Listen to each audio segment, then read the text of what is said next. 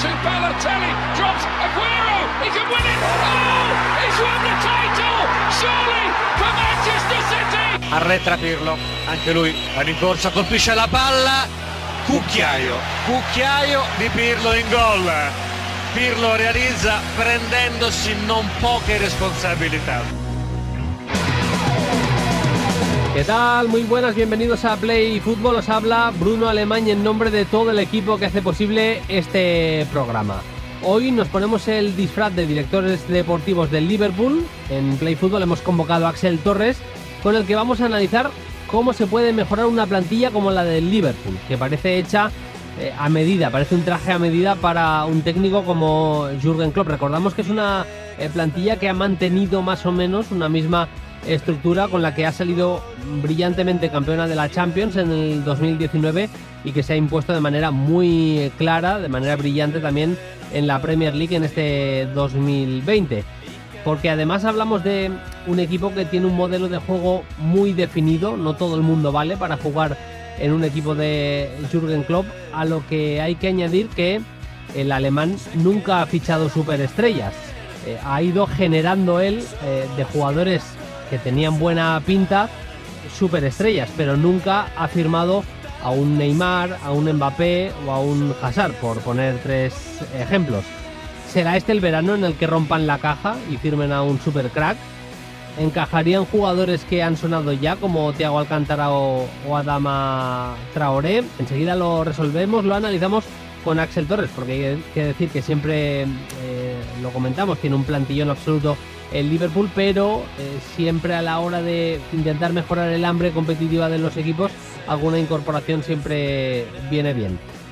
Vamos a hablar también de la noticia del día, evidentemente en Play Fútbol, lo que supone que el TAS le haya dado la razón al Manchester City, que finalmente no será sancionado a nivel deportivo y podrá jugar la Champions, porque es una noticia que cambia las reglas del juego. Para empezar, en la Premier, el quinto clasificado no irá a la Champions del año que viene, un dolor de cabeza más para Manchester United, Leicester y Chelsea, y cambia las reglas del próximo mercado de fichajes. Tiene mucho dinero en la caja para gastar este año el Manchester City. En unos minutos os revelamos lo que se está comentando en Inglaterra, la cantidad que se dice en Inglaterra que tiene prevista para gastar este verano en fichajes el conjunto de Guardiola. Lo vamos a contar, la información, desde Inglaterra con Álvaro de Grado, y con Alex de Llano lo analizaremos. Pero lo dicho, hoy nos vestimos de secretarios técnicos del Liverpool y nos proponemos resolver un reto. ¿Cómo se refuerza un campeón? Esta semana vamos a analizar con Axel Torres cómo se debería reforzar un campeón, una plantilla, cómo se puede meter mano a esta plantilla y tratar de mejorarla todavía más. Una plantilla que ha demostrado ser prácticamente perfecta para un técnico como Jürgen Klopp. ¿Qué cositas y de qué manera se podría mejorar? Por ahí nos escucha, ya me parece, el bueno de Axel Torres. Hola Axel, ¿qué tal? Muy buenas. Hola Bruno, ¿qué tal? Buenas tardes. Primero de todo, no sé si decirte incluso enhorabuena. He visto que en redes sociales lo has celebrado, así que creo que sí, que es de la semana pasada, es de hace hoy justo una semana, pero se salvó el Werder Bremen, ¿eh? Sí. Bueno, gracias. Es un poquito mi equipo alemán, si es que tengo que elegir uno. Representa además un club, creo que con una idea de arraigo con su comunidad y de lealtad con respecto a sus leyendas, con la que me siento muy identificado, sobre todo en la época de Schaaf, es donde nació ese aprecio hacia el Werder Bremen. Y creo que un poquito este año, con una decisión incomprensible a ojos del mundo, del fútbol actual, como es mantener a Florian Kohfeldt como técnico, pese a una racha terrorífica, pese a que el equipo estaba muy por debajo de las expectativas y se metió en descenso y virtualmente estuvo casi en segunda división durante algún tiempo, lo mantuvieron en el cargo, entendiendo que si unos meses antes habían tomado la decisión de renovarle y hacerle un contrato largo y habían creído que era el hombre idóneo para el puesto, porque así lo había mostrado en las temporadas anteriores, pues tenían que confiar en él. Y creo que recompensa esta salvación esa idea de Frank Baumann como director deportivo, que además es exjugador del club y leyenda del club, de Marco Bode, que es el presidente del club, que también es exjugador y leyenda del club. Y bueno, por todo eso es un club que me gusta cómo trabaja, me gusta cómo cuida a su gente, y un poquito por eso, también por la tradición de tantos años en primera división, pero fundamentalmente por cómo cuida a su gente, pues prefería que se mantuviera en primera. Yo soy de los que cree que cabe todo, que no hay que estar de por sí en contra de clubes como el RB Leipzig, que son generados un poco artificialmente, si se quiere, pero que al menos mola y es muy positivo que haya clubes también con la tradición, como dice Axel, del Werder Bremen, que al menos puedan generar esa mezcla que hay ahora mismo en ligas como la Bundesliga. Es un tema que ya hemos tratado con Axel en alguna otra ocasión, pero yo igual no con esa efusividad, pero también celebro que se haya mantenido el Werder Bremen, en este caso en la Bundesliga.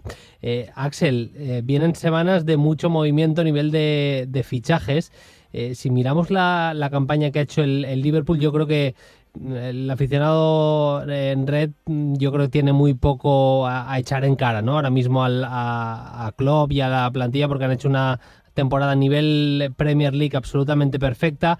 Igual se le podría haber pedido competir un poco más en las copas, porque realmente no ha sido competitivo, no puesto ni mucho menos a los titulares, ni en Copa de la Liga, ni tampoco en FA Cup, porque se centraba sobre todo en Champions y en la Premier.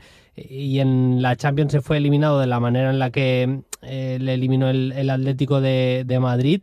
Y te pregunto, tú a esa plantilla, sabiendo que la punta de lanza del proyecto es Jürgen Klopp, ¿qué le ves mejorable a esta plantilla del Liverpool? Sí, lo primero que hay que decir es que, ya que hablábamos de clubes que cuidaran a su gente, entiendo que la decisión de Klopp de priorizar la Premier League por encima de todo lo demás y prácticamente tirar las copas domésticas es una decisión que conectaba con el deseo de su gente. Así como soy especialmente crítico con los entrenadores que tiran las copas normalmente, es decir, mi postura de entrada es que no hay que tirar las copas. Pero entiendo perfectamente la obsesión que los aficionados del Liverpool tenían con respecto a ganar la Premier, porque hacía muchísimos años que no la ganaban, porque en este periodo lo han ganado todo. Han ganado Champions League 2 veces, han ganado copas de todo tipo y querían sacarse la espinita de la Premier. Y yo creo que ellos detectaron perfectamente que era el año en el que no se les podía escapar con la ventaja que tenían, y por lo tanto esa decisión de Klopp creo que en este caso hay que entenderla y comprender que además es la que le pedía a su gente.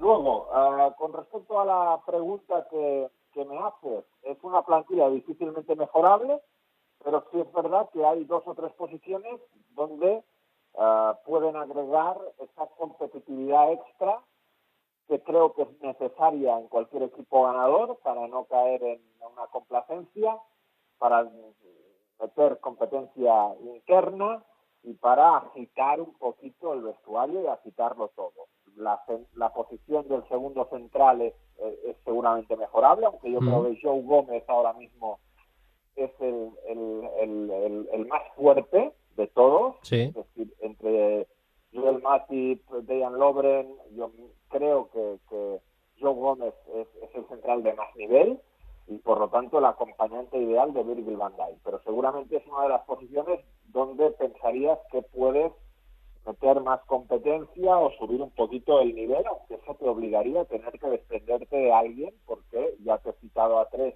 para un puesto, está Van Dijk como cuarto y por lo tanto si firmas a uno seguramente tienes que dejar salir a otro. Y luego las posiciones de los interiores, son posiciones donde el nivel de Henderson es muy bueno, el nivel de Wijnaldum es muy bueno, ya firmaron ahí a Naby Keita y no ha acabado de hacerse con el puesto, también le han castigado las lesiones. Milner es un jugador que te sirve para todo, pero que ya está seguramente en el tramo final de su carrera. Y y ahí es donde yo veo que pueden introducir fichajes que más les sumen. ¿Por qué? También por descarte, porque realmente portero difícilmente mejorable, lateral derecho difícilmente mejorable, lateral izquierdo difícilmente mejorable, Van Dijk difícilmente mejorable, Fabinho difícilmente mejorable, es una realidad. Sí, sí. El rendimiento de Fabinho ha sido altísimo, por lo tanto difícilmente mejorable. Y los tres de arriba difícilmente mejorable. Así que solo nos queda el otro central y las dos posiciones de interiores como posiciones que ellos pueden reforzar. Hemos visto que tampoco tiene una plantilla súper amplia, ni mucho menos el Liverpool, y que sobre todo a raíz de esos partidos de Copa ha ido dando bola a Klopp a gente de la cantera. Pues Jones, por ejemplo, ha tenido bastantes minutos, Williams, el lateral diestro. Yo, por la información que tengo, sí que me parece que querían buscar un sustituto para Robertson, que es una plaza que seguramente los laterales, es que tampoco son, seguramente, si coges la pareja, los dos juntos, igual es la mejor pareja de laterales de toda Europa, al menos por la incidencia que acaban teniendo en el juego del Liverpool, Alexander-Arnold y Robertson, y si hay alguna lesión importante ahí, no me quiero imaginar cómo lo podría sufrir el equipo, aunque es verdad que ha ido metiendo a Milner ahí en esa posición de falso lateral izquierdo, y también ha sido una manera de tener conectado un poco a un tipo que me consta que es muy importante a nivel vestuario, como es James Milner, que ya a sus 34 años pues tampoco está para jugarlo todo. De la plantilla actual se va a ir Lallana, que acaba contrato y me parece que cierra su etapa. Y la pregunta que te iba a hacer, Axel, es en torno a la delantera. Está demasiado claro, está clarísimo que Mané, que Firmino y que Salah son el tridente titularísimo, una de las mejores delanteras del mundo sin ningún tipo de dudas.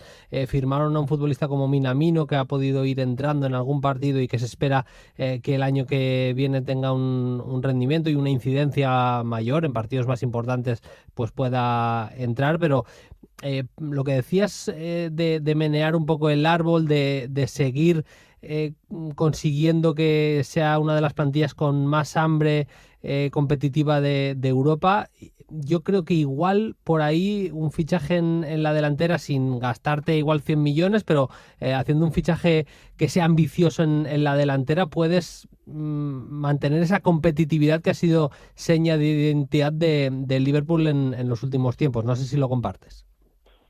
Sí, porque al final, si solo tienes a tres de primer nivel y juegas con tres, y el salto con los suplentes ahí es grande, pues puedes tener en una temporada una lesión larga ahí y seguramente es una zona donde puedas agitar. Estoy absolutamente de acuerdo. Lo que comentabas de los jóvenes, a mí el que más me gustó de los que vi en copas domésticas fue Neco Williams, el lateral derecho. Sí.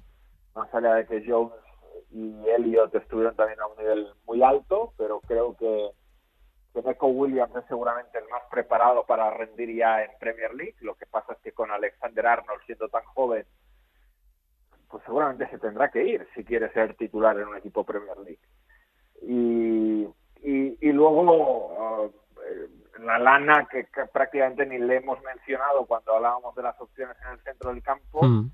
Creo que a la Lana un poquito, cuando el Liverpool dejó de jugar 4-2-3-1 y pasó a jugar 4-3-3, se le acabó, más allá de la lesión grave que tuvo, pero creo que se le acabó un poquito la posibilidad de ser importante en este equipo, porque como interior, con lo intenso que hay que ser en un equipo de club en las posiciones de interiores y llegar mucho y abarcar mucho terreno, creo que no le alcanzaba, y partiendo desde una banda creo que no se sentía tan cómodo, ¿no? Así que seguramente un jugador más adaptable a una de esas posiciones de ataque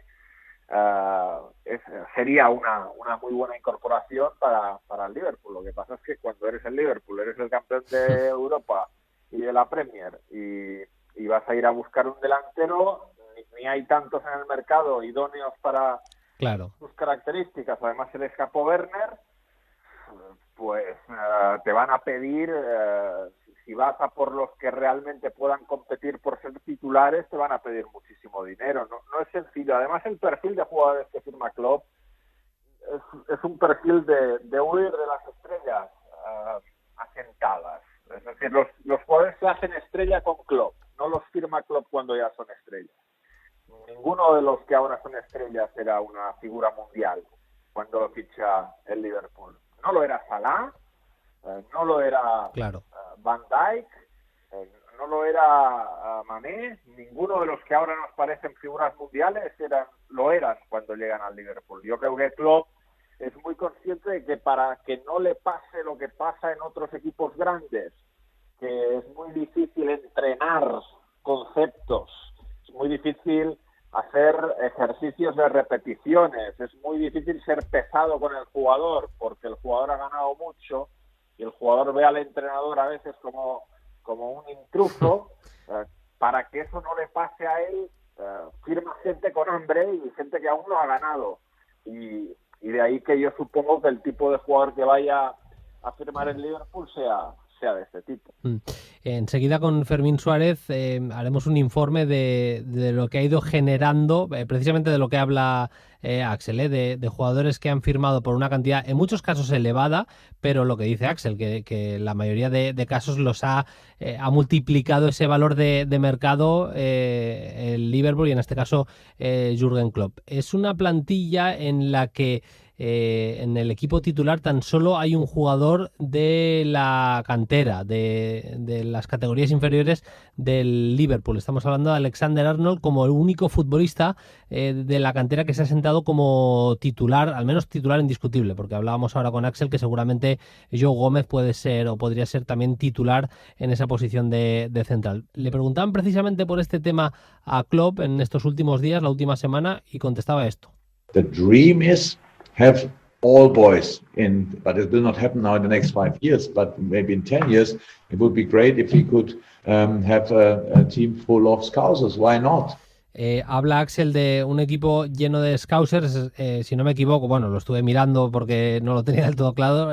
Scousers es como le llaman allí a la gente de Liverpool, es una manera coloquial o local de nomenclatura para la gente de Liverpool, y sí que me parece que esa línea ya a nivel comunicativo que toma Klopp es importante, porque es otra manera de seguir conectando a un público que sabes que es de las cosas más importantes que tiene el Liverpool, de seguir conectando al público con el equipo.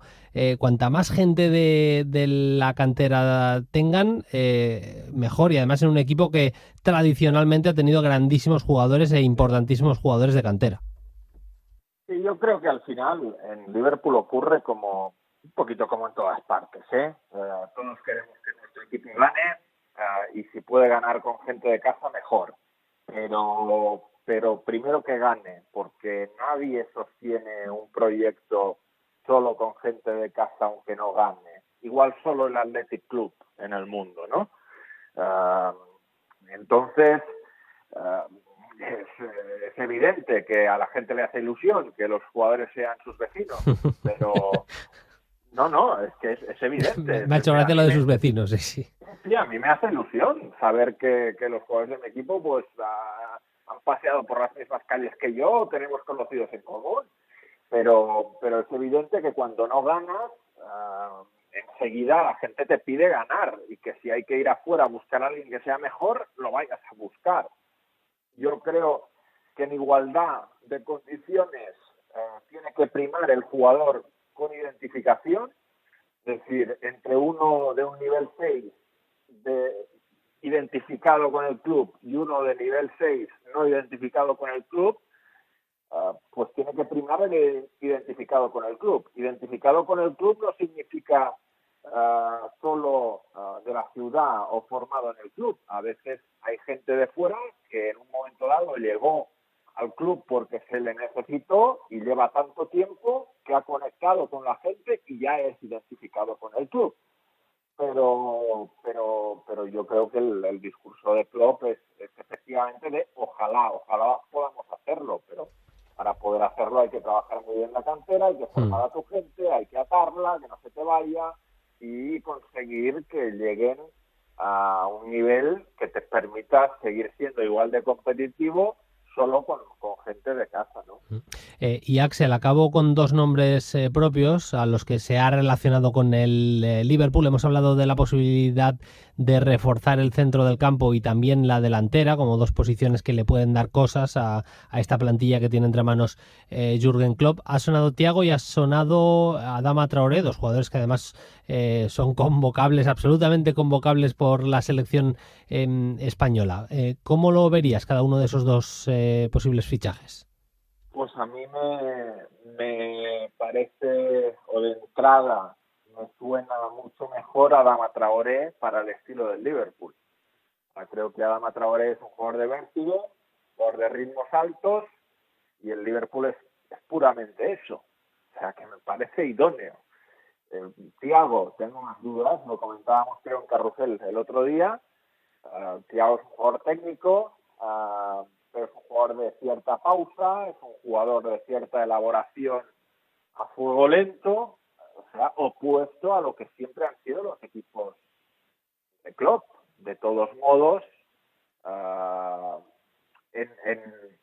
he dicho siempre, igual no debería decir siempre, el primer Borussia Dortmund campeón con Klopp tiene como jugador más importante a Nuri Sahin, y Nuri Sahin seguramente era un jugador de ritmos bajos, un jugador que en cierto modo se podría comparar con Thiago, y lo convirtió en jugador capital, o sea que también supo hacer eso. Gundogan también, ¿no? Exacto, sí, seguramente algo más dinámico, sí, Gundogan, sí. Pero efectivamente. Sí, es verdad que Gundogan ha perdido ritmo con el tiempo, que igual algunas lesiones se han ido convirtiéndolo en otro tipo de jugador, es verdad, sí. Pero sí, es decir, igual lo puede conseguir. Yo creo que también el Liverpool trabaja mucho en no ser previsible, que cada vez la gente sabe mejor cómo juega el Liverpool, cada vez le niega más espacios para correr, se va a encontrar a más Atléticos de Madrid. El Atlético de Madrid le ha ganado en esta Copa de Europa de una manera muy marcada. Es verdad que cuando le gana ya estaba el Liverpool por delante, pero al final marca en pérdidas de balón y en transiciones, es decir, no teniendo que seguramente ir a arriesgar, adelantando mucho las líneas, y yo creo que muchos equipos van a buscar eso, no dejar de correr en absoluto al Liverpool, no dejar espacios para que se generen situaciones en las que la exuberancia de los jugadores, sobre todo de banda, pueda hacer daño, y por lo tanto si te preparas para poder abrir la lata de otra manera, como pueda ser a partir de un pase brillante o de un jugador que tenga la visión suficiente para entender dónde ir a buscar la pelota y dónde meterla para generar una situación que le permita, quizá en una fase posterior, acabar metiendo el pase definitivo, pues enriqueces tu colectivo y enriqueces a tu equipo. Nos apetecía ponernos ese traje casi de director deportivo del Liverpool y jugar a ser secretario técnico, a ver cómo le podríamos meter mano a una plantilla que parece hecha tan a imagen y semejanza del bueno de Jürgen Klopp. Un placer como siempre, Axel. La semana que viene más. Un abrazo. Un abrazo, Bruno. Hasta luego.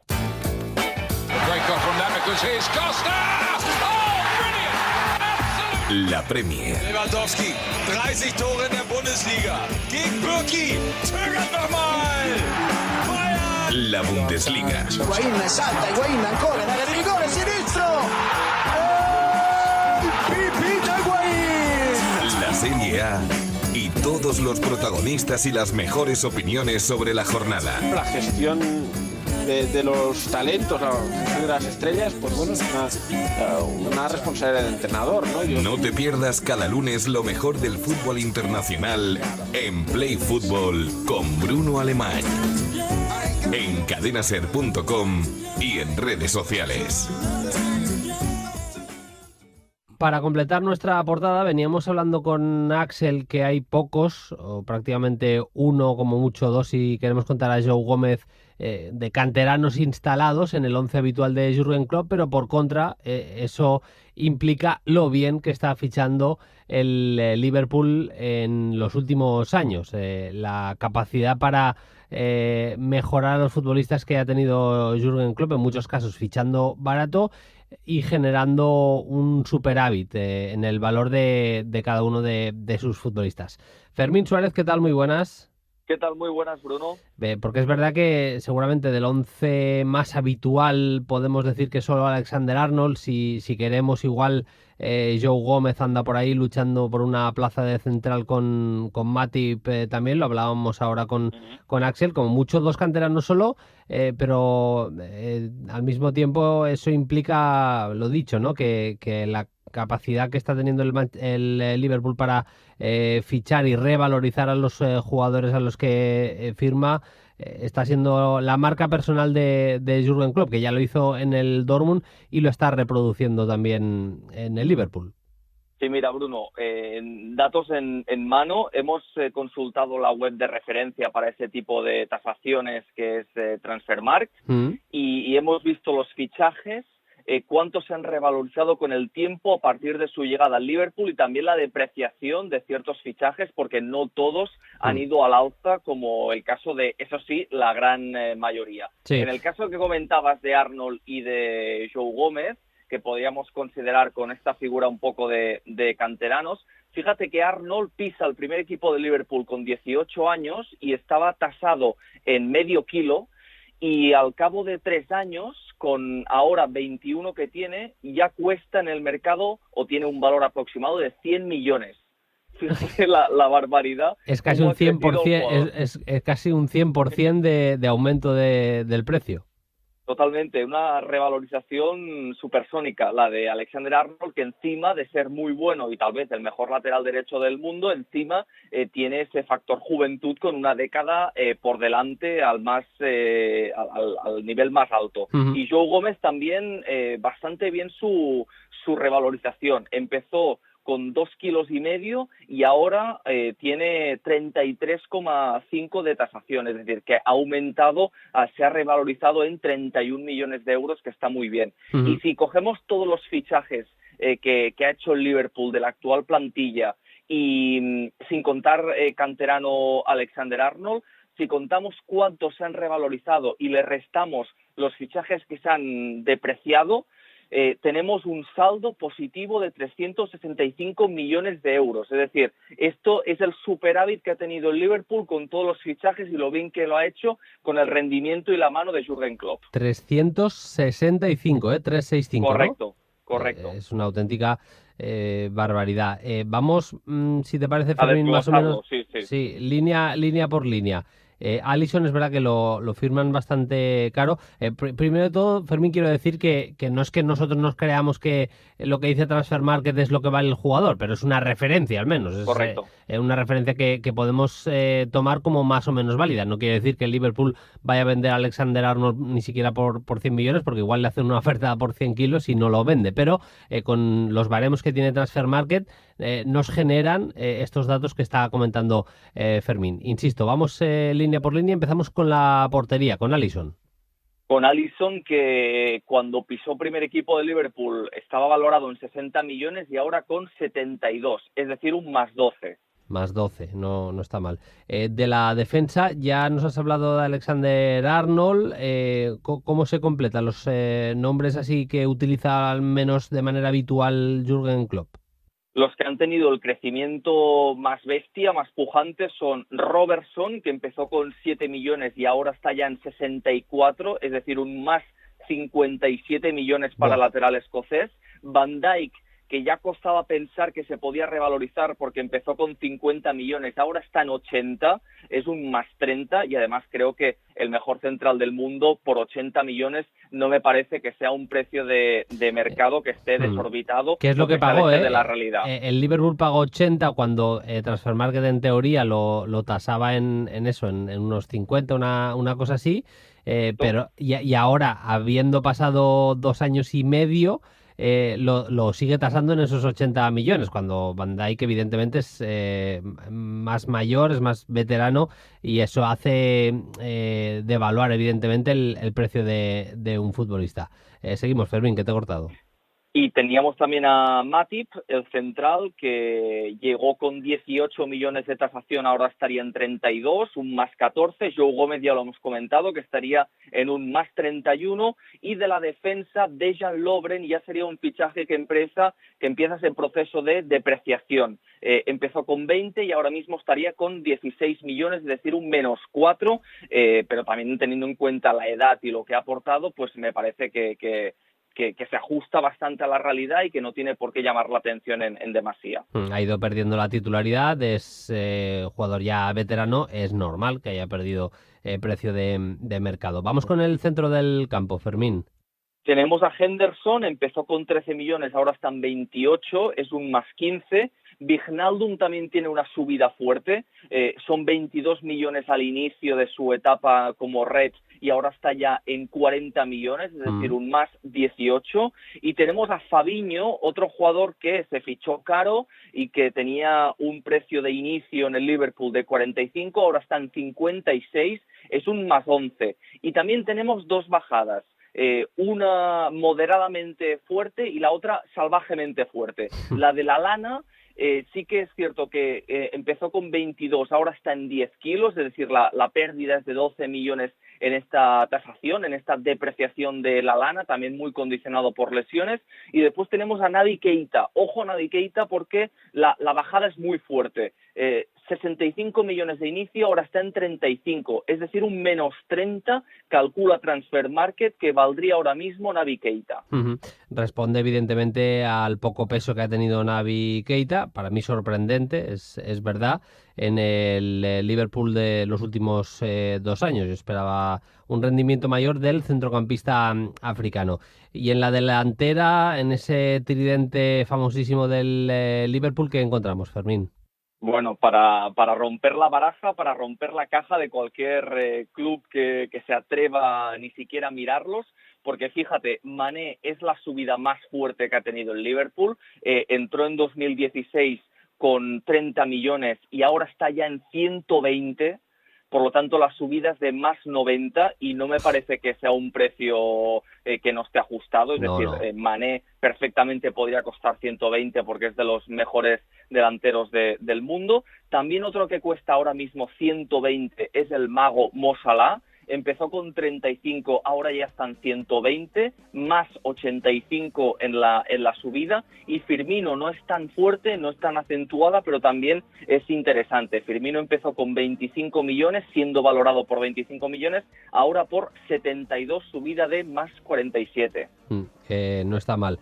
Entonces, como titulares, yo subrayaría sobre todo dos, esos 99,5 millones de euros que ha subido el valor de Alexander-Arnold, sí, y los 365, hay que remarcarlo, Fermín, 365 millones que ha subido la plantilla en general del Liverpool, o estos futbolistas que has escogido desde la llegada de Jürgen Klopp hasta nuestros días.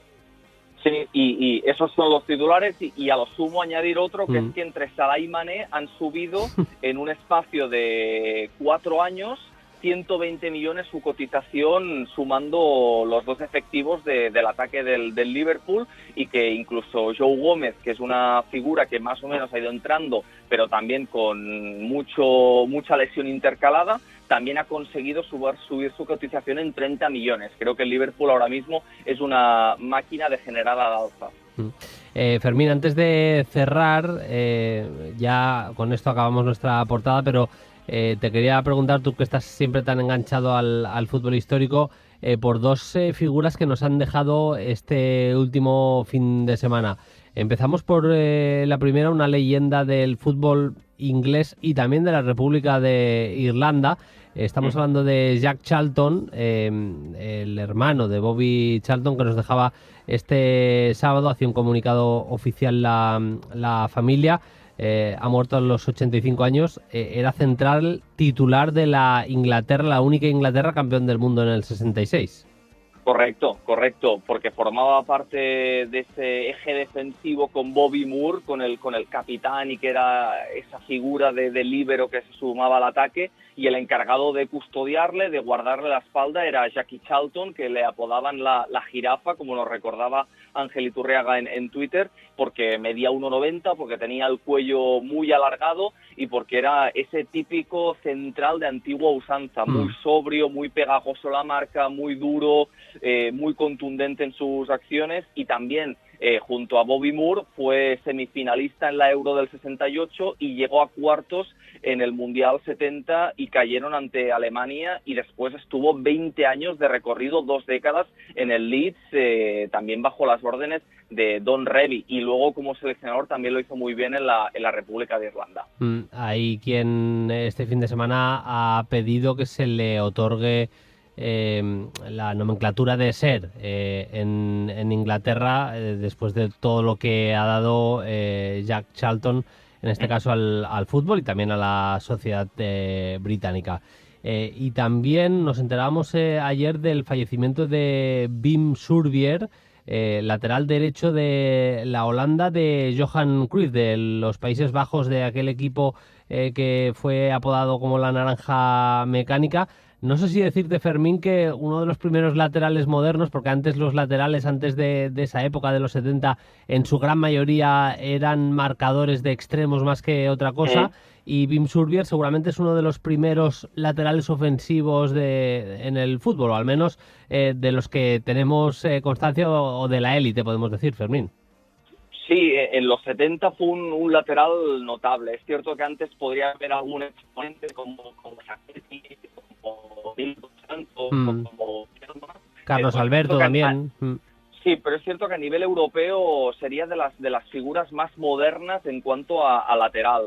Wim Surbier, que fue titular en la Holanda del 74 y luego también estuvo la del 78 finalista, pero ya no era titular, ya le robó la titularidad Wim Jansen, que era un interior reconvertido del Feyenoord, y Surbier lo recordamos como un lateral bastante moderno en el sentido de que era notable casi en todo, es decir, era notable en sus subidas, en su capacidad de centro, en su faceta defensiva, a la hora de desplegarse, a la hora de tener esa corrección en los duelos, es decir, era un jugador muy intercambiable, muy pujante, muy resistente, y que combinaba a la perfección en esa naranja mecánica tan bien engrasada del 74 y luego del 78. Descansen en paz Wim Surbier y también Jack Charlton, los queríamos recordar en Play Fútbol. La semana que viene más, Fermín. Muchas gracias, un abrazo.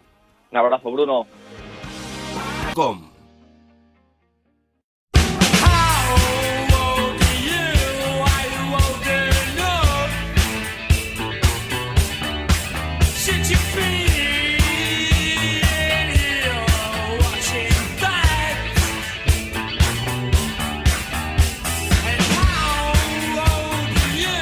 Suenan Happy Mondays en Play Fútbol, un Happy Monday, un lunes feliz debe ser hoy, al menos en una parte de Manchester, cuando han sabido ya al 100%, han confirmado que el TAS les daba la razón. El Manchester City no será sancionado sin poder jugar competiciones europeas, por tanto al año que viene tendremos el equipo de Guardiola en la Champions League, en la máxima competición europea. Nos vamos hasta Manchester, allí está Álvaro de Grado. Hola Álvaro, ¿qué tal? Muy buenas. Hola Bruno, ¿qué tal? Muy buenas. Supongo que la noticia, no sé si era muy o poco esperada, pero que la han tomado con una alegría tremenda, ya no solo la afición, sino incluso el club, porque a todos los niveles, a nivel económico para empezar también es muy importante para el club. Sí, pero con euforia absoluta, porque no ha habido ningún tipo de filtración en los últimos días o semanas, es decir, digamos que llegábamos con conocimiento cero sobre la posible respuesta que le iban a dar al Manchester City, y efectivamente es una notición para ellos a todos los niveles, a nivel económico, porque no van a perder muchísimo dinero por no participar en competiciones europeas en los próximos años, a nivel deportivo porque pueden seguir sentando las bases de los contratos de los jugadores, quien quiera renovar, quien no quiera renovar, sobre todo a quien quieras fichar también sabes que vas a estar la Champions League, y luego a nivel, digamos, estructural, porque la figura de Pep Guardiola, que recordemos acaba contrato la temporada que viene en junio de 2021, pues no queda un poco desnuda, ¿no? En cuanto al proyecto de la Champions. Lo que dice el comunicado del TAS es que el Manchester City, o que no hay indicios, mejor dicho, de que el Manchester City enmascarase, ¿no?, sus ingresos de patrocinio, por tanto que no se puede probar que incumpliera la norma del fair play financiero, aunque sí que es verdad que afirma que no colaboró en esa investigación y mantienen esa multa económica, Álvaro, de 10 millones de euros. Sí, básicamente que muchas de las presuntas infracciones prescribieron debido al periodo de 5 años que hay en el reglamento de la UEFA, con lo cual no hay suficientes pruebas concluyentes, y luego la sanción original eran 2 años sin Champions y 30 millones, lo que han reducido es la sanción económica, porque aquí no hay ninguna duda, el City se ha reconocido la falta de cooperación del Manchester City a la hora de mostrar las cuentas, porque entendían que no había ningún error y que era una especie de persecución hacia ellos, y no quisieron colaborar a la hora de enseñar las cuentas, y por eso se ha reducido a 10 millones, pero claro, sin tener ninguna prueba, veían que era imposible de sancionar sin competiciones europeas, y solo se ha optado por la vía económica. Así que 10 millones de euros y toda la Champions League por delante. La UEFA ha contestado con un comunicado en el que se puede leer un lacónico "tomamos nota" o la UEFA toma nota, dicen ellos, y que defienden que el cumplimiento del fair play financiero le ha dado mucho al fútbol europeo en los últimos años. Ya un poco a nivel de análisis, Álvaro, ¿en algún momento ha estado en duda por lo que ha pasado la continuidad de Pep Guardiola o de alguna de las estrellas? Yo de Guardiola, por lo que tengo entendido, por lo que le he escuchado también a Lu Martín en colaboraciones con la cadena SER, con SER Cataluña y demás, me da la impresión de que Guardiola tenía muy claro que él, pasase lo que pasase, iba a seguir, y su compromiso con el club seguía ahí. Absoluto. Y además es que lo ha repetido una y otra vez, que nunca ha estado tan a gusto como en este club, por la gente por la que está rodeado, por los jugadores que tiene, por el proyecto que hay. Siempre ha insistido que se iba a quedar como mínimo hasta 2021, que es la temporada que viene, hubiera o no hubiera Champions, se fueran o no se fueran jugadores. Por parte de Guardiola siempre ha quedado muy claro que su proyecto estaba aquí. Luego, con el tema de los jugadores, es cierto que ellos también hablaban sin saber la resolución. Siempre se les ha transmitido desde el club que estaban muy confiados para sacar esto adelante, como finalmente así ha sido, y tampoco ha habido ninguna voz altisonante diciendo este titular tan cerrado de si no estamos en la Champions me voy. Nadie lo ha dicho así, pero sí es cierto que podían existir algunas dudas, sobre todo a la hora de renovar contratos o de fichar jugadores nuevos, ¿no? El caso más evidente es el de De Bruyne, que está, digamos, en su pico de forma en su trayectoria deportiva, y a la hora de poder renovar un último contrato, pues sí que se podría plantear estos casos. Yo, es verdad que cada uno tendrá su opinión, y yo sí que creo que hay que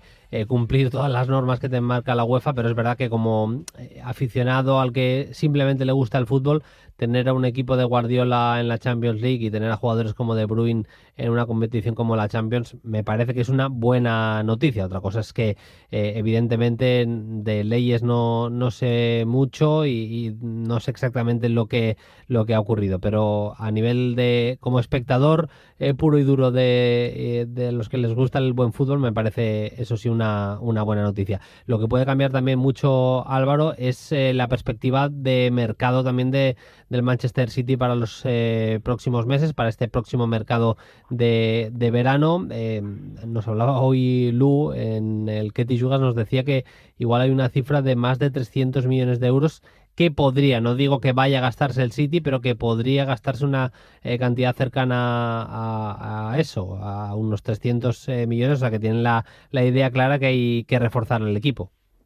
Sí, además da la sensación de que en esta etapa de Guardiola tuvo un primer escalón en el que tuvo que reformular el equipo que tenía de Pellegrini, es decir, tuvo que hacer muchos cambios con el famoso verano de fichar no sé cuántos millones en laterales, de rejuvenecer la plantilla. Ese equipo ya lo convirtió en muy ganador en Inglaterra y ahora estamos en un segundo escalón en el que hay piezas que se están yendo. Se ha ido Sané porque lo han vendido, se va a ir Silva porque ya acaba contrato y ya es una nueva etapa en el club. Y digamos que toca otra vez rearmar este equipo a base de fichajes porque hay muchos de los que han estado y han triunfado que se van, porque al final Kun Agüero también es probable que en 1 o 2 años también termine saliendo. Entonces falta ese cambio generacional que poco a poco ha ido haciendo, pero tiene que renovar el equipo. Yo creo que un central va a llegar seguro, probablemente un lateral izquierdo también, y luego a partir de ahí pues no sé yo si un centrocampista de reemplazo de Silva finalmente terminan por darle ese rol importante a Phil Foden como parece que pueden llegar a hacer. Veremos qué es lo que ocurre, pero se avecina verano movidito seguramente en cuanto a los fichajes y también con salidas importantes, como nos dice Álvaro, un jugador capital como ha sido David Silva en los últimos años, y veremos, porque siempre hay movimientos de plantilla, igual alguno más acaba saliendo, además de Silva y Sané. Álvaro, como siempre, un placer, muchas gracias, un abrazo. Un abrazo, hasta luego.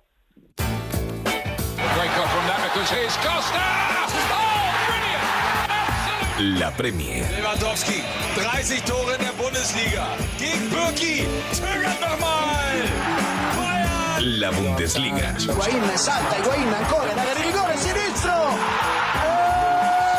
Pipita Higuaín. La Serie A y todos los protagonistas y las mejores opiniones sobre la jornada. La gestión de los talentos, de las estrellas, pues bueno, es una responsabilidad del entrenador, ¿no? No te pierdas cada lunes lo mejor del fútbol internacional en Play Fútbol con Bruno Alemán. En cadenaser.com y en redes sociales. Recta final ya del programa, vamos con el análisis de toda la actualidad, empezando por esa noticia importantísima que conocíamos esta mañana, que nos ha explicado ya Álvaro de Grado y que queremos analizar un poquito más en profundidad. Por ahí anda ya el bueno de Alex de Llano desde la redacción de DAZN en España. Hola Alex, ¿qué tal? Muy buenas. Hola Bruno, ¿qué tal? Muy buenas. Pues para empezar, lo contábamos ahora con Álvaro de Grado, le han quitado la sanción al Manchester City, es verdad que le mantienen esa sanción económica de 10 millones de euros, pero la información, Alex, que acabamos de contar, lo contaba hoy Lu Martín en Ser Cataluña, es que tendrá unos 350 millones de euros el Manchester City para fichar, que seguramente van a reforzarse con 2 centrales, central diestro y un central zurdo también, otro central para la izquierda pero que sea en este caso zurdo, un extremo que pueda suplir esa baja importante del Leroy Sané y veremos si un delantero centro o un centrocampista con llegada, un centrocampista que tenga gol. Por ahí pueden ir los tiros, pero es que estamos hablando de casi podemos decir, Alex, un cambio en las reglas del juego para este verano, al menos en cuanto al mercado de fichajes. Va a marcar absolutamente lo que haga el Manchester City en el mercado, el resto de fichajes en Europa, ¿eh? Sí, además yo creo que con el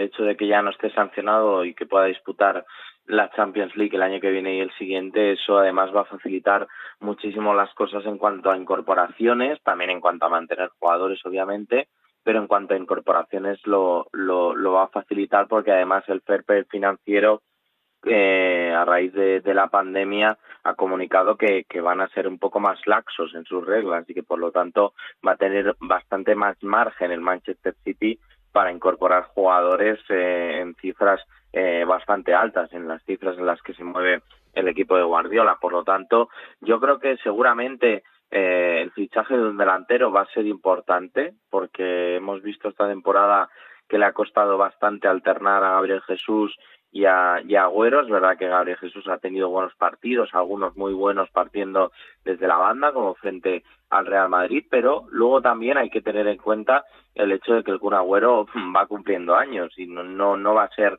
para siempre el mejor delantero de la Premier League. Por lo tanto, esa incorporación va a ser muy relevante. También la de los centrales, donde este año ha tenido muchos problemas, va a tener que saber encontrar un relevo a Fernandinho, ahora lo tiene con Rodri en medio centro, pero también uno en la defensa central, ¿no? El brasileño ha jugado muchos partidos como central en esta temporada, así que por lo tanto va a necesitar un fichaje ahí, un fichaje de garantías, porque si el Manchester City no ha peleado este año la Premier hasta el final, ha sido básicamente por los errores defensivos, porque han quejado más goles que nunca, porque ha perdido muchos partidos por errores que han cometido jugadores de la línea defensiva y por lo tanto es una línea que debe reforzar. No sé si incluso el lateral derecho es una posición que podría también buscar algún refuerzo, o incluso el izquierdo, porque son dos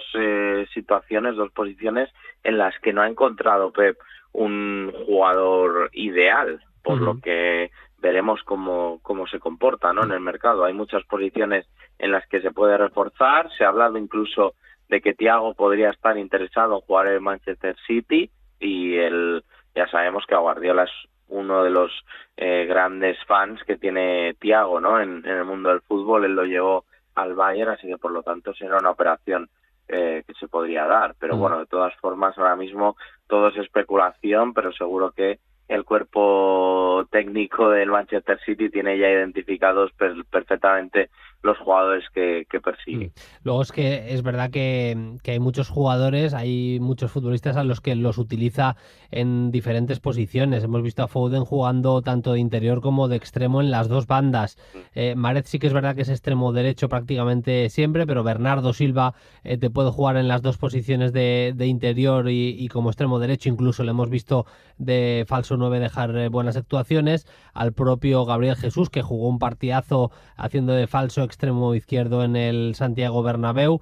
Esa versatilidad también, según función, según partido también que utiliza Pep Guardiola con sus jugadores, le da más riqueza todavía a la plantilla. A mí me parece que ya tiene una gran plantilla, pero estoy de acuerdo contigo. Miré el dato, no lo he mirado actualizado, pero miré el dato antes del fin de semana, y antes de esta jornada de fin de semana el Manchester City era solo el quinto que menos goles recibía en la Premier League. Claro, puede ser el que más marca a nivel destacadísimo, como es el City en la Premier League, pero si eres quinto, solo el quinto que menos recibe, pues evidentemente estás por encima de 15 o de 16 equipos en este caso, o de 15 en este caso, pero tienes que tener mejores números defensivos para aspirar a levantarle la Premier a un equipo como el Liverpool. Esta temporada, en cuanto a goles encajados por partido y derrotas, es la peor de Guardiola en el fútbol profesional. Eso ya lo dice todo, sobre todo claro, sí, en un entrenador que siempre tiene la liga como prácticamente su religión, como el trofeo que hay que ganar sí o sí porque marca tu regularidad. Yo creo también que mentalmente se desengancharon demasiado rápido de sí, tuvieron muchos problemas, la sanción a Bernardo Silva por aquel tuit, a Mendy también ha tenido muchos problemas extrafutbolísticos, así que por lo tanto ha sido una temporada muy difícil para el vestuario del Manchester City. Lo que provoca también este fallo del TAS es que a partir de ahora ya sabemos seguro que el quinto de la Premier no va a la Champions. Cambia también las reglas del juego a nivel de la clasificación de lo que vaya a pasar. Y hemos visto este fin de semana cómo perdían sus partidos tanto el Chelsea contra el Sheffield United como también una remontada rarísima y casi diría histórica, perdió el Leicester en el campo del Bournemouth. Si gana hoy el Manchester United, va a sacar al Leicester de las plazas de Champions, que yo ni me acuerdo de la última vez, era a principios de esta temporada seguramente, pero es que empezó como un tiro auténtico el Leicester. Ahora mismo la clasificación es Chelsea, tercer clasificado con 60 puntos, iría a la Champions. Leicester, cuarto clasificado con 59, iría a la Champions. Y el Manchester United, que insisto, juega esta noche en casa en Old Trafford contra el Southampton, es quinto con 58. Si gana el United, sacaría al Leicester de la plaza de Champions. Y me da la sensación que puede acabar así la cosa. Al que veo seguro, Alex, te tengo que decir, es al United clasificado. Sí. Entre el Leicester y el Chelsea, seguramente el que falle menos tendrá esa cuarta plaza.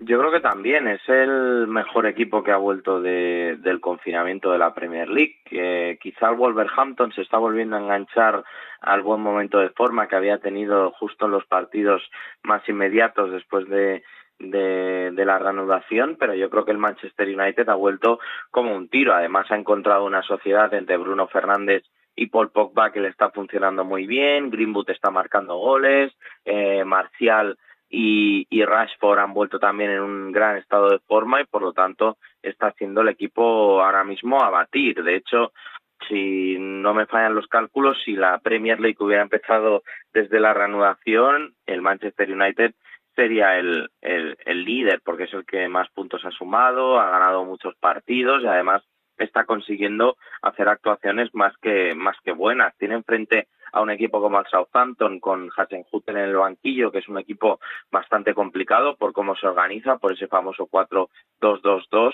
y la forma que tiene de presionar el técnico austriaco, pero desde luego es un equipo, el Manchester United, que está destinado a terminar en Champions League, o eso parece por su forma después de la reanudación. El problema del Leicester es que yo creo que anímicamente se ha venido abajo. Lo ha intentado solventar Rodgers cambiando a 3 centrales, intentando darle más importancia al centro del campo con Ndidi y Tielemans, pero no le ha funcionado. El partido de ayer fue un auténtico descalabro con la expulsión de Soyuncu, que no va a estar en el partido frente al Manchester United, por cierto, de la próxima semana.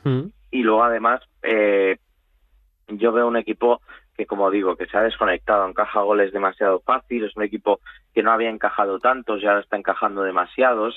El hecho de encajar 4 frente al Bournemouth ya habla por sí solo. Además, ayer era un partido importante porque es verdad que era en casa de un equipo que está abajo, que si le ganabas le podías prácticamente descender, y además si ganabas te asegurabas jugar fútbol europeo el año que viene, te asegurabas terminar por encima del 7º, y en caso de que el Arsenal no ganara la FA Cup, que parece muy complicado, seamos honestos, pues iba a terminar en esas plazas europeas. Es verdad que ahora mismo los aficionados del Leicester calculan y dicen, hombre, si a principio de temporada me dices que vamos a terminar en Europa League, pues lo firmo. Pero es verdad que después de la temporada, de esos meses fulgurantes que tuvieron en noviembre, diciembre, incluso enero y febrero, pues te queda un poco corto el hecho de no quedar en Champions. De todas formas, queda ese duelo pendiente entre ambos, que va a ser, yo creo, crucial para determinar el futuro de los dos equipos. Y yo creo que la sanción también ha afectado a equipos como el Tottenham o incluso el Arsenal. El Tottenham yo creo que había echado cuentas y había pensado que si ganaba todos los partidos y el Manchester United tropezaba en alguno, les daba alguna oportunidad para entrar en esa Liga de Campeones, pero yo creo que ahora mismo se han esfumado todos esos cálculos. Ni hablar del Arsenal, y el Sheffield y el Wolves yo creo que también les queda un poquito lejos. Creo que ahora mismo el Manchester United es el equipo mejor posicionado para incluso quedar tercero, porque el Chelsea también está en un vaivén anímico continuo, que consiguen ganar un partido de forma brillante, consiguen también batir al Crystal Palace, pero luego caen ante el Sheffield United en un partido en el que no tuvieron casi reacción. Así que, por lo tanto, es una situación bastante compleja y que creo que el Manchester United se puede aprovechar. Veremos, yo también lo creo. Déjame apuntar también la importancia de un futbolista como James Maddison. Ha coincidido seguramente algunos de los peores momentos del Leicester esta temporada con la ausencia del que yo creo que es el líder en ataque. Digo el líder en ataque porque es el que lleva el peso, el que pide todas las bolas, el que se ofrece entre líneas, el que si ve al equipo atascado va cerca de Ndidi también para ayudar al equipo a salir. Me parece un pedazo de futbolista que ha sido clave en los mejores momentos del Leicester de esta temporada. No dejamos Inglaterra, estáis ofreciendo en DAZN también algunos de los mejores partidos de Championship, de la lucha por ascender a la Premier League. Estamos viendo una lucha apasionante y ayer vivimos un capítulo más emocionantísimo de lo que parece este año sí puede ser esa lucha y ese camino del Leeds por volver, por regresar a donde debe, que es la Premier League, con un gol del gran Pablo Hernández en el tramo final, en el minuto 88, entraba ese balón. El Leeds se pone líder destacado, le saca ahora mismo 8 puntos al Brentford cuando quedan 3 partidos por disputar. Alex, estamos hablando de que con 4 puntos, una victoria y un empate en los 3 que quedan, el Leeds es equipo de Premier, ¿eh? Sí, el Leeds está muy cerca realmente. Es verdad que tiene un calendario sencillo para este tramo final, porque ahora le toca jugar contra el Barnsley en casa, lo que deberían ser a priori 3 puntos sencillos, pero bueno, eso pensarían también cuando les tocó jugar frente al Luton Town y terminaron empatando 1-1, pero es verdad que de esos 3 partidos que le queda, le toca una visita difícil a Derby County, pero 2 partidos son en casa, por lo que 6 puntos a priori se podrían contabilizar, ¿no? De que se podrían sumar, por lo tanto parece más que hecho el ascenso. Es verdad que la historia, sobre todo reciente del Leeds, no invita a pensar demasiado en el optimismo sin que esté cerrado el objetivo, pero es una temporada en la que se ha hecho una mejoría increíble respecto al año pasado. A nivel de juego, este equipo, mi sensación es que juega bastante mejor. El partido el partido de la anterior jornada, que no me recuerdo, contra Stoke, fue un show, un auténtico show del equipo. Además, Bielsa está empezando a utilizar a Pablo Hernández, sabiendo de que físicamente no está al nivel que estaba a principio de temporada o incluso el año pasado como revulsivo. Lo está utilizando en las segundas partes a la hora de decidir partidos y le está funcionando bastante bien. El otro día frente al Stoke, como digo, fue salir al terreno de juego y tener un impacto inmediato, y ante el Swansea le pasó algo similar.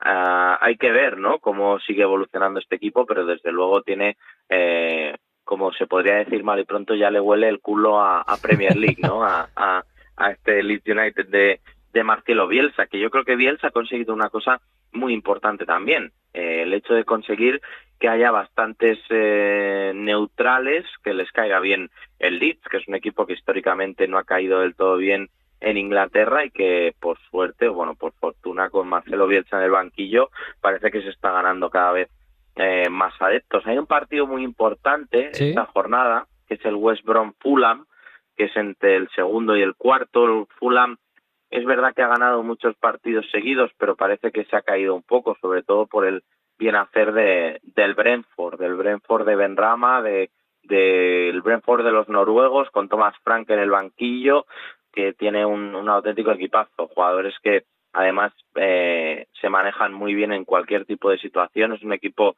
además que tiene una historia bastante curiosa, está formado a través de las estadísticas, es un equipo que podríamos llamar ya 3.0, ¿no? Este Brentford, y que desde luego está dejando huella en esta temporada.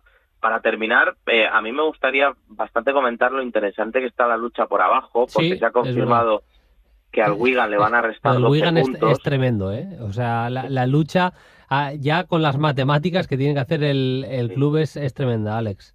Sí, porque está el Stoke, que es 17º, tiene 49 y está en peligro. Es decir, que hay 7 equipos que están en esa lucha, ¿no? Es verdad que el Wigan está prácticamente descendido porque ha entrado en concurso de acreedores y le van a restar 12 puntos, por lo que va a descender de categoría, y entonces está peleando el Luton. No tienen dinero ni para viajar. Sí, es increíble porque, si te fijas, ahora la Premier League está decidiendo si el Newcastle lo puede vender Mike Ashley a los árabes. Uh-huh. Y claro, es que el Wigan aprobó la venta hace apenas unos meses. Entonces, aprobaron la venta y ahora no hay dinero en el club. Entonces, no sé qué investigación realizó realmente la EFL para aprobar esa venta, ¿no? Entonces, es un caso bastante curioso, es una pena porque el Wigan es un equipo que tenía bastante buena pinta, no creo que para lograr el ascenso este año, pero sí que podrían haber peleado el regreso a la Premier League la temporada que viene porque estaban cosechando bastantes buenos resultados en 2020. Y yo creo que la sorpresa de esta pelea por abajo es el Luton Town, un equipo que estaba prácticamente desahuciado casi en el mes de enero y que ha sabido remontar, rehacerse y está ganando partidos y sacando resultados importantes, como por ejemplo ese empate que he mencionado anteriormente en el Elland Road, y ahora mismo solo le separa un punto de la salvación. Estaban casi desahuciados, como digo, hace unos meses, pero ahora están a un solo punto de salvarse gracias a esta situación del Wigan, así que bueno, es una pelea también bastante curiosa la de por abajo de Champions.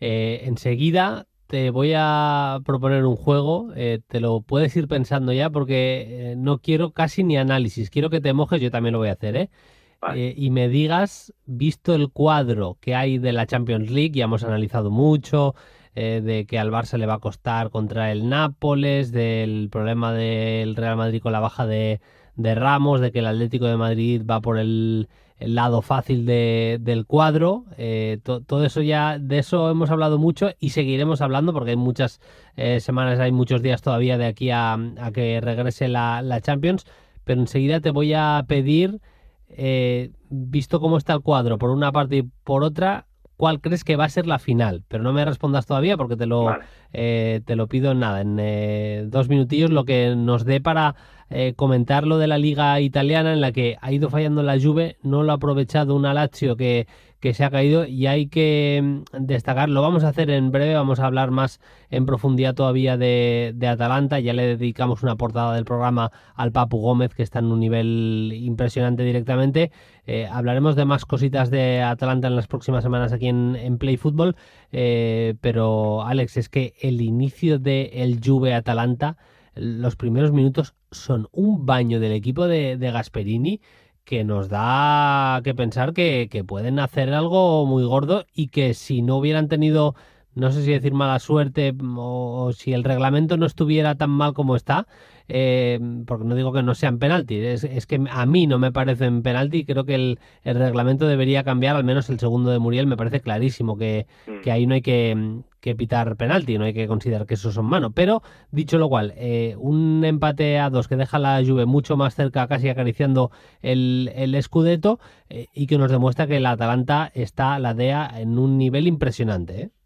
Sí, está en un nivel increíble, además de que le sale prácticamente todo. Es verdad que tuvo mala suerte con el hecho de que finalmente se concedieran esos 2 penaltis, sobre todo ese segundo que comentabas, pero yo creo que es un equipo que ha sabido construirse muy bien y ha sabido encontrar jugadores que le han encajado muy bien en ese esquema. A mí personalmente el que más me gusta es Malinovský, por cómo ha irrumpido en el panorama internacional, en el primer plano del panorama internacional desde apenas un punto desconocido, y está esta temporada, vamos, rompiendo todos los esquemas, está haciendo un auténtico temporadón, pero es verdad que el equipo de Gasperini, desde mi punto de vista, juega un fútbol tan increíble que yo creo que se puede soñar, ¿no? Incluso en esta Champions a un partido en una sede neutral, sin público, de poder ver un campeón así, ¿no? Un campeón más democrático, un campeón más de a pie y sobre todo un campeón que futbolísticamente creo que no tiene rival en el fútbol europeo. Es el equipo que más goles ha marcado en las 5 grandes ligas europeas, es un equipo que además se maneja en distintos registros, que además parece que es un equipo al que le puedes hacer daño porque puedes considerar que pueda ser algo más débil porque solo se sabe manejar con el balón, pero nada más lejos de la realidad. Es un equipo que se maneja a la perfección cuando no tiene la pelota también, porque sabe mandar a sus carrileros arriba, sabe hacer manejar al Papu Gómez en espacios, también atacar esos espacios con Ilicic, con Zapata, con Duván Zapata, que seguro que es uno de los delanteros más considerados ahora mismo en el mercado europeo. Y por lo tanto no debería sorprendernos que esta temporada la Atalanta termine segunda. Es verdad que primera ya le queda muy lejos, pero visto el momento de forma de la Lazio y del Inter sobre todo, está hecho para que el Atalanta termine como segunda clasificada. Lo que no dudamos es que se va a clasificar para la próxima Champions, pero visto el momento de forma de los otros contendientes, realmente invita a pensar que el Atalanta puede terminar en segunda posición. Veremos qué es lo que pasa, pero es verdad que es un nivelazo tremendo el de la DEA, el de la Atalanta. Para cerrar, insisto, ya conocemos todos los entresijos, cuál va a ser el camino que cada equipo debe recorrer para llegar a la final de la Champions. Te pido que te mojes, Alex.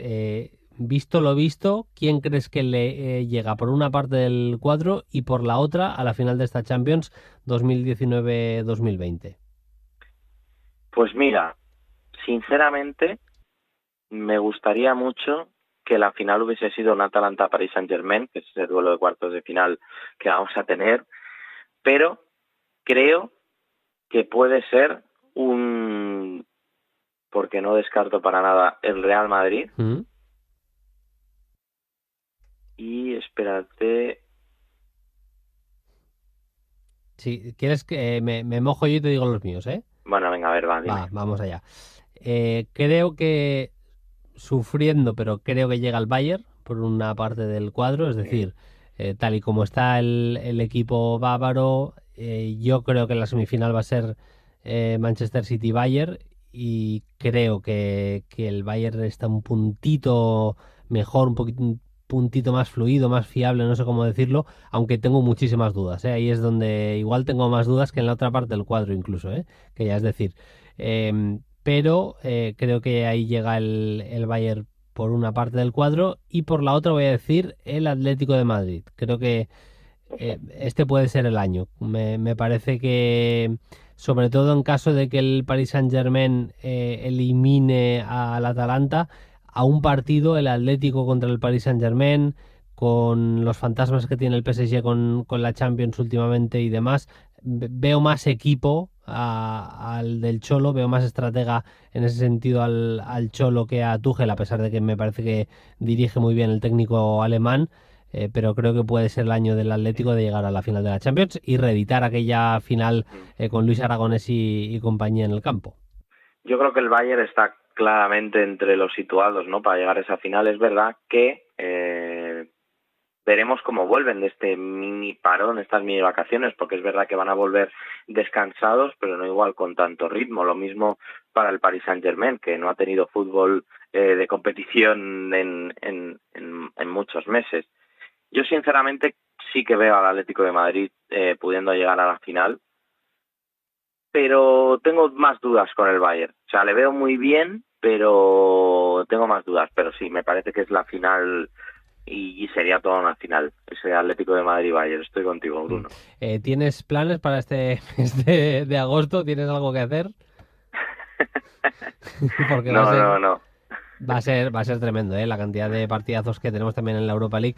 De la Europa League no te lo voy a pedir, pero ¿ves algún favorito claro antes de cerrar, que estamos a punto de... Pues mira, me gustaba mucho el Inter, pero no veo para nada al Inter ahora. También me gustaba mucho el Wolves, porque lo veía fuerte para este partido, pero es que hay que tener en cuenta que el Wolves empezó la temporada en el día de hoy. O sea, hoy hace un año el Wolves empezó su temporada y va a terminarla a finales de agosto. Es una auténtica locura. Sinceramente creo que va a ser una Europa League muy democrática, y de verdad que le viene muy bien al fútbol europeo un poquito de esto, ¿no? El tener que aprovechar y ver a equipos que no estarían en esa situación habitualmente, pues poder ganar esa competición. Pero vamos, está complicado elegir un favorito, porque hay equipos realmente muy fuertes esta temporada. Yo me mojo y digo al Manchester United, por todo lo que estamos viendo. Sí. Pero bueno, está en esa parte del cuadro que está el Sevilla. Ojo con el Sevilla Lopetegui, que es un equipazo también. Alex, como siempre, un placer. Hablamos la semana que viene. Un abrazo. Venga, un abrazo. La semana que viene más.